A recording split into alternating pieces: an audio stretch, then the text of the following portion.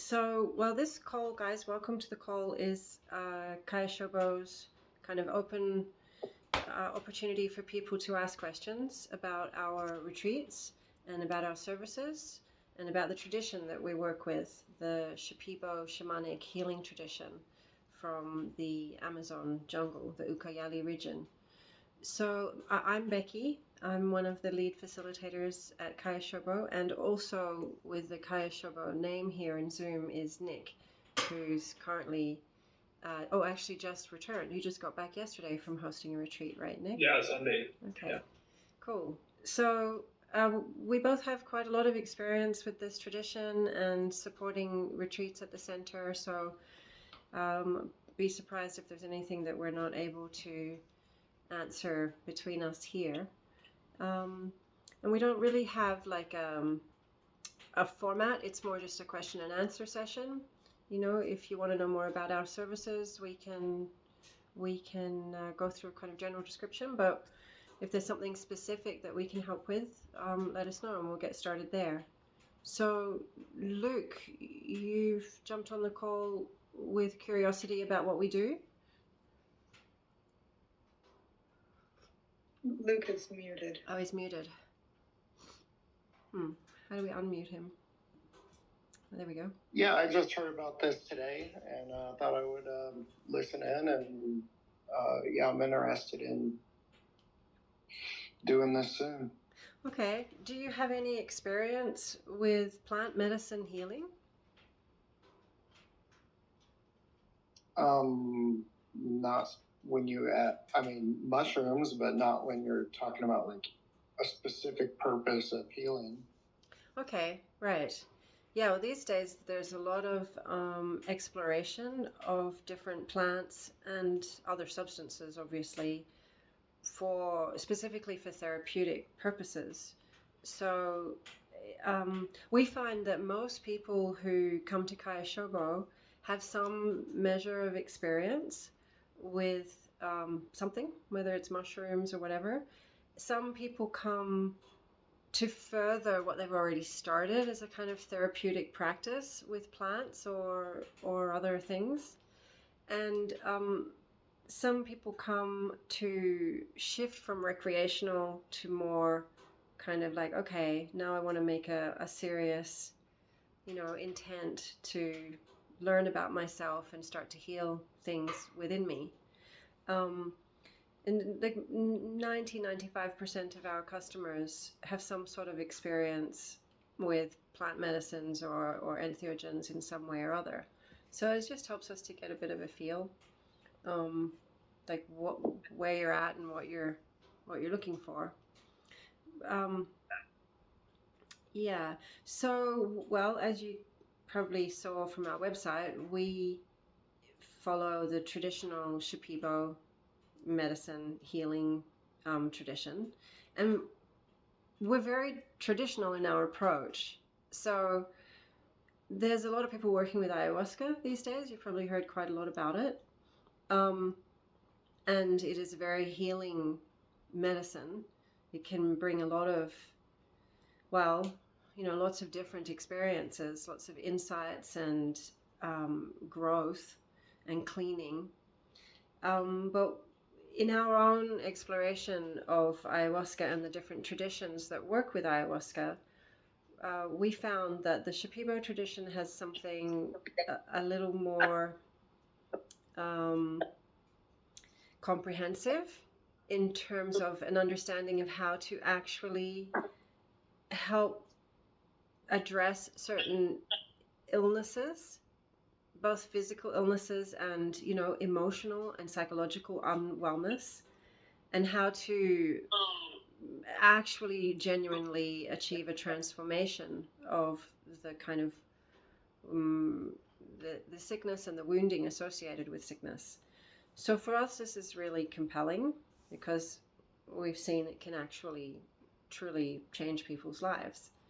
And that's what we do at Caya Shobo, is we give people an opportunity to experience a genuine traditional way of working with ayahuasca and receive a real diagnosis from shamans who have developed their capacity to see what's going on with you over many, many years, and a recommendation on certain plants that will be able to help you in a holistic way, looking at what issues you might have physically, what emotional wounding needs healing, how the mind needs strengthening or clarifying, and bringing the kind of spirit back into enjoyment in the life.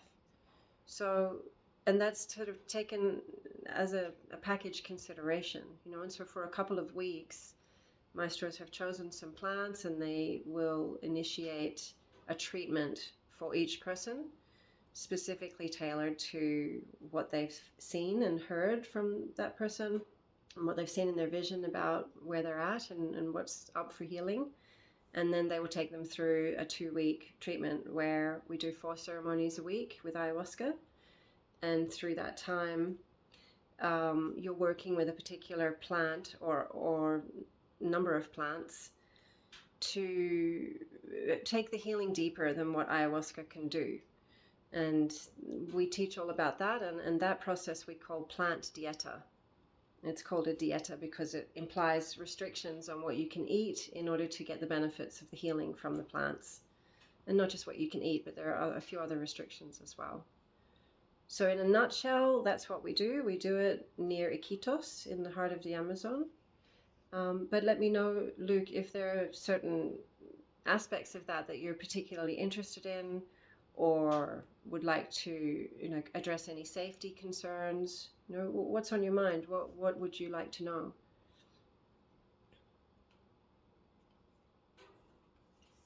Oops, muted again.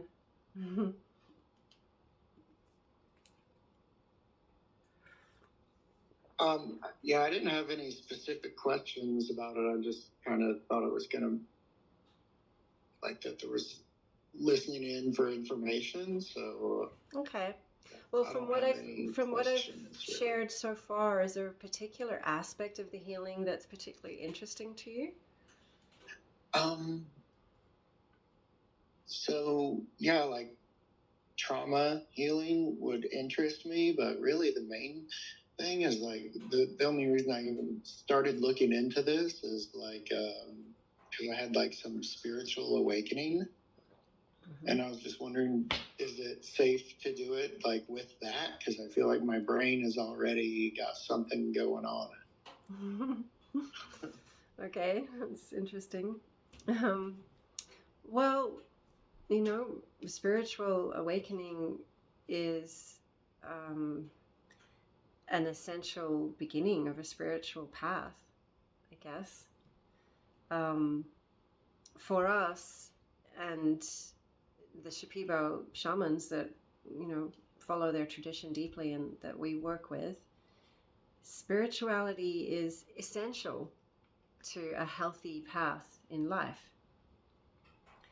So we talk about the physical healing and emotional healing and psychological healing that is targeted through a Shipibo shamanic treatment and with Master Plant Dieta.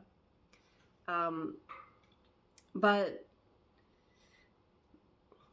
kind of central and foundational and contextual to every step of healing is the expansion of spiritual understanding. An understanding of the existence of your spirituality and, your exploration of that. It's a very personal thing. It's not a, and in the Shipibo tradition, it's not like a set of beliefs that are taught or imposed upon anyone. It's really a facilitation of your own direct exploration of spirituality in safe communion with plants, particular plants that have been identified by these native people over thousands of years as being especially wise teachers about spirituality. So, and they also, those plants, carry powerful healing properties. So when we talk about health and healing and harmony, it's for us absolutely interwoven with the notion of spirituality. Now, if you've had a spiritual awakening that's causing you to be on the verge of a psychotic break, where you're stepping out of this reality and putting yourself or others at risk, in danger because of that, then this sort of work that we do is not a good idea, because something's already been opened, could be good, could be bad, that needs grounding. But if a spiritual awakening is happening for you in a way where, you've perhaps been in denial of your spiritual journey in life, maybe that hasn't been role modeled to you as important. I mean, that's pretty common in our culture these days, to turn away from spirituality. And if you're waking up to the truth that you are a spiritual being, and there's some mysteries there that you would like to explore within yourself, and that's related to your emotional health and your ability to have good relationships and good experiences and outcomes in life, then this is absolutely aligned with that, the work that we do. Okay. I think it's more of the last thing that you said that fits the best. So, all right. Yeah. So ayahuasca, like with mushrooms, you would have had some mind-altering experiences, maybe kind of seen some into the window of certain energetic realms, and kind of, I don't know how strong a dose you've been working with, but mushrooms are psychoactive and can kind of start to teach you about energies. But with ayahuasca, it's a powerful entheogen, and generally, I mean, it's not predictable what your experience would be, but generally, she's known to really go to the heart of the question of your spirituality. What we hold at Caya Shobo is that that's wonderful for most Westerners. That's really wonderful and really needed. But then where do you go? So, okay, you see God. That's awesome. And now what? What does that mean for... Yeah, what do you do after the... Yeah, that's what I'm trying to figure out. Yeah, so for us, that's the key. That's the focus, is, okay, we can see God within ourselves or in our existence, reality, and what we're connected with. But how does that then affect our ability to be a better person, to be healthier, to have happier family, work, whatever, all the things that will give your life more joy and meaning and balance? And that's for us where ayahuasca alone is not enough, and where we start working with other plants and also with the medicine, if you like, of the healing energy of the songs of real maestros. So real maestros who have devoted decades to working with those various teacher plants to deeply, at a cellular level, integrate the wisdom teachings of those ancient beings, those plants, rather than, a less experienced healer maybe going in the same direction, but may not have that same amount of kind of medicine in their makeup. By working intimately with these plants for decades, the real maestros hold the energy of the medicine of the plants in their bodies and in their songs. And their songs actually move energy and help you further on your path of transformation. That's what we want to help people with, is transformation. Yeah. So that's a long, slow process. That's not like a quick thing. You know, like having your mind opened can be pretty quick and spectacular. But to actually bring that in and weave it into how you live, how you perceive, how you deal with conflict, how you deal with fear and anxiety, you know, what you choose to eat, how you take care of your body, you know, all sorts of things. That this is where we want to help people actually gradually, slowly but surely develop capacity and clear blocks and clear traumas, clear the energy and the sadness associated with trauma, which is locked in the system, in the emotional body and in the physical body and in the psyche. So that work is long. In a 2-week retreat, you have an opportunity to make an intense start into those depths of yourself. And then we teach people how to continue over time.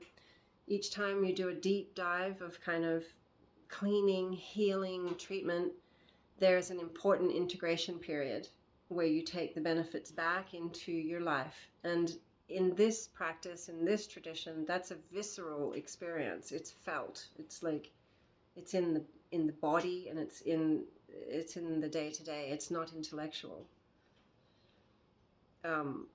So I don't know if I'm making sense, but it's kind of giving.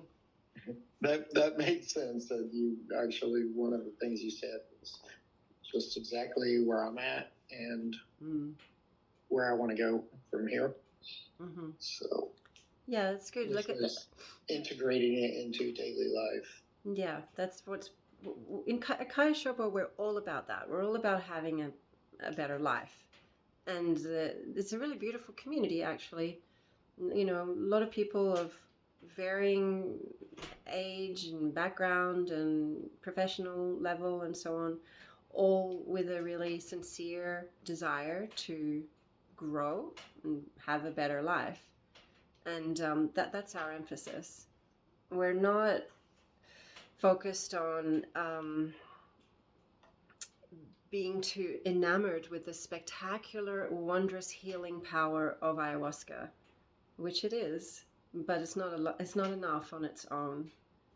Yeah, see Nick shaking his head. Why don't you share a little, Nick? You've just been there. Excuse me. It's like, I think when people start, they're coming for a magic button, like this button that they're going to push to fix, and then about 3/4 into the retreat or the diet, they realize the length of the work and the discipline it takes to live a better life. But they also see how much it's worth it, how much change can actually be accomplished in 2 weeks, but then they also see the length and time it takes to kind of permanently change. Yes. Yeah, it's like when we try to change, when we see a habit or pattern we have in life, and we try to change with modern techniques, you know, psychological techniques like cognitive behavioral techniques or whatever it might be, you know, like we make a decision to change, and maybe we force ourselves to, or we use different techniques. What's absent there compared to the work that we're doing is the support of the plant energy. The plant, as you're working with it, you're learning how to commune with it, and you're getting treatment from the maestros, which is reinforcing that communion and that connection, which is a kind of, it's on the edge of the physical realm and the energetic realm. It's in that barrier between the two.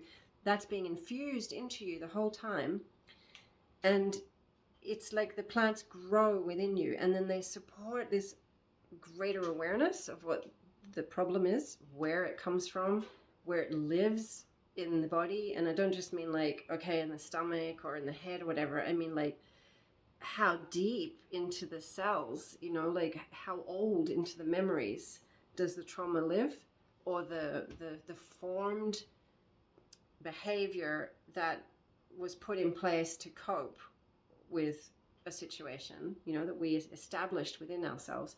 And the plants are like shaking that up, cleaning out the blocks and opening awareness of healthier ways to be. It's not comfortable. It's like in the very fiber of the energy. It's like in the, it's, and the plants kind of, the more I do it, it's like they're excavators of this energy. They dig into them between the energy almost to dig up that trauma. That's right. And it's happening both like in a physical way where you actually do feel ill while you're dieting the plants. They're sometimes causing you to purge in different ways. You know, ayahuasca, as you probably know, causes vomiting. But the Dieta plants, it's more subtle. It's not like that. They're not psychoactive. But they do kind of cause you to physically like flush. Maybe you get diarrhea. Maybe you get hot and cold. You know, there's different physical kind of flushings and movements happening. And then that's happening at the emotional level too. You kind of have these mushrooming of emotions and memories associated with them, kind of mushrooming and then settling down. And that kind of happens time and time. And then also insights. So the psyche is having things revealed, unhealthy patterns and simple, beautiful, kind of out of reach, alternative ways of seeing things. It's all happening at every level with the plants. It's quite a fascinating experience. It's subtle. It takes time and experience to get to understand what's actually happening. At first, ayahuasca takes most of the attention. It's such a powerful plant and experience. But we teach a lot while we're there at the center, and quite a lot of people, and more as we're getting better at teaching, are seeing, oh, there it is. There's the dieta. And the more diets you do over time, like we said, this takes time to really like effect profound transformation of your life.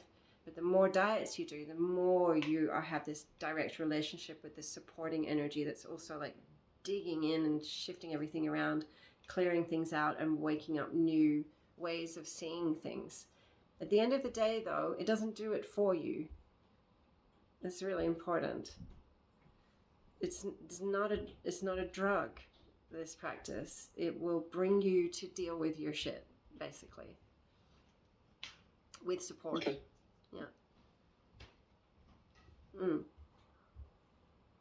With support, and then having, you know, people who are on that path kind of for themselves with you is great, to not feel too lost and lonely, even though your particular path of healing is, nobody else knows what it is and can do it for you. It's totally unique to you. So there are important considerations for safety, like working with plants can be dangerous. So that's a big thing. And not just physically, it can be dangerous in lots of ways. There are important considerations for how to interpret what comes up, you know. And in our approach with that, as I was mentioning to Sachi, we chatted earlier, we have a philosophy of being very reminding of each person's self-responsibility for their life.